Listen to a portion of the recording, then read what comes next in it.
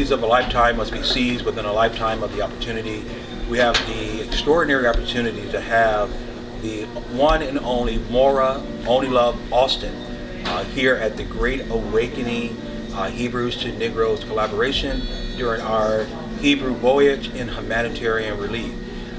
Mora, talk a little bit about your experience and what you were able to see and observe here during our humanitarian relief here in the Bahamas.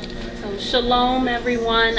It's an honor to be here with the Great Awakening, and I just want to thank everyone who donated, who prayed. I want to thank my congregation Bethel, the House of Yahweh in New York, who prayed, and just everyone who supported this. Brother Whirlwind has been a true leader. Yes. He's gifted musically, but he's also gifted in ministry and in leading and in being a bridge builder. And so I thank everyone from all the different ministries who supported. But usually when I'm going to minister among Hebrews in other countries like in Nigeria or Ghana, I'm usually going alone from America and then meeting Hebrew leaders on the ground, and we minister together. But this was my first time doing a mission outside of America with Awakened Hebrews from the United States coming as a group. And so one thing is, as far as Awakened Hebrews going out to do a mission in the name of Yeshua together, this may be one of the first missions like this that has happened in thousands of years. We've had Hebrew people do Christian missions or just secular humanitarian missions, but I think we need to pause that this may be one of the first apostolic missions that Awakened Hebrews have done in thousands of years. And I just praise Yahuwah for waking up our people. What I saw was a great move of the Ruach, people who didn't know each other, getting into different groups, working together in unity, no strife, sisters stepping up to pray, prophecy going forward. I even moved in a ministry way that I had not moved in before when ministering among Hebrews. The Ruach was just moving and fitting everything into place. And then when we went into the community to meet with some of those displaced by the hurricane, or actually native people from the Bahamas, we were literally standing where the enslaved people in the Bahamas would live, in the slave shacks. And new houses have been built, but they're not much better than the shacks.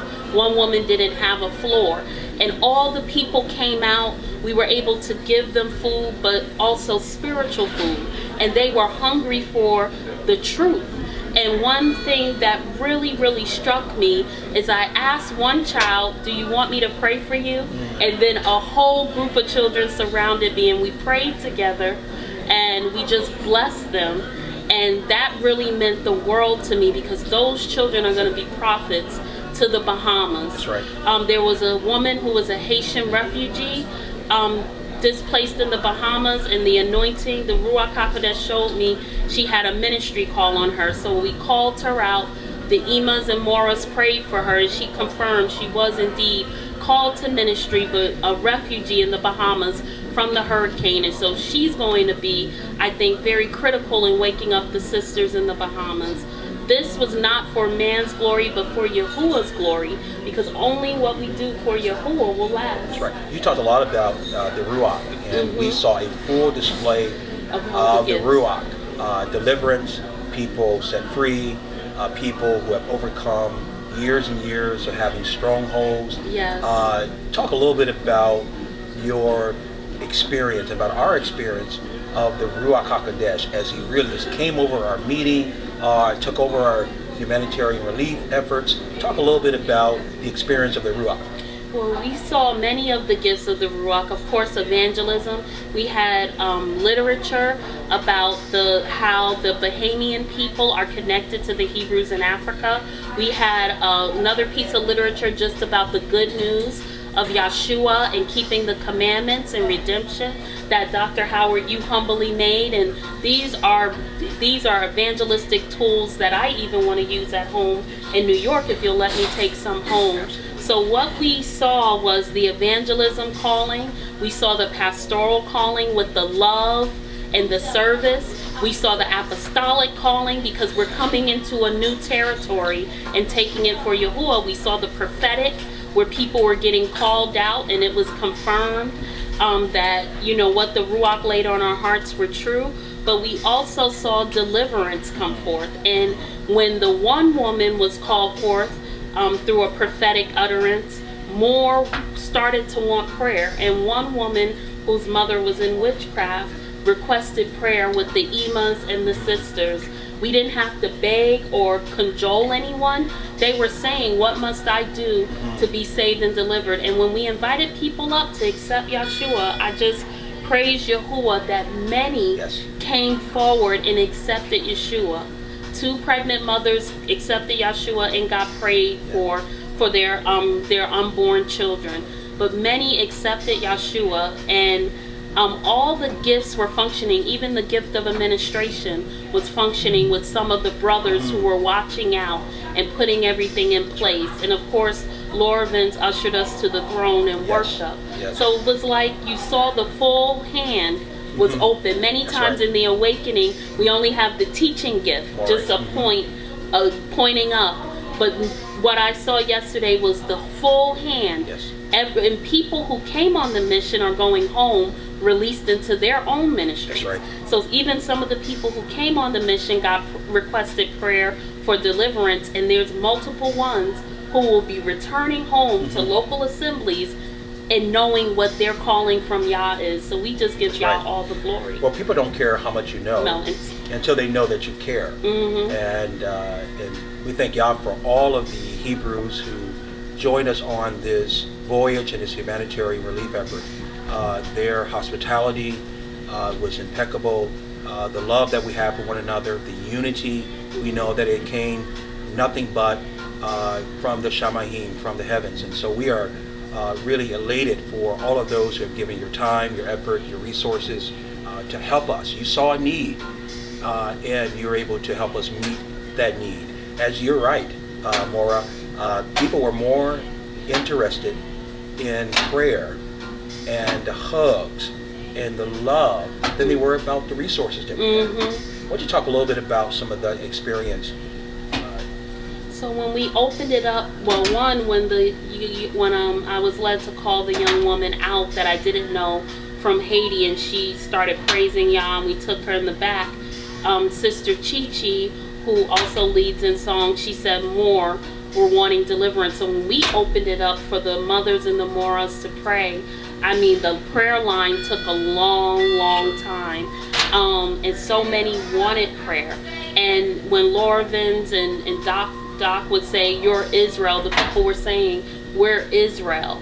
And they were understanding. And even in the community, there was so many youth that now understand that they're more than just a hurricane victim or more than just a Bahamian, but they're children of the Most High. And so it was really phenomenal. We could have stayed even longer praying, because many did want to get delivered in this hour, and that's what's breaking out all throughout Israel. We're being purged and we're being cleansed, and the fields are white and ready for harvest. It's just the laborers are few.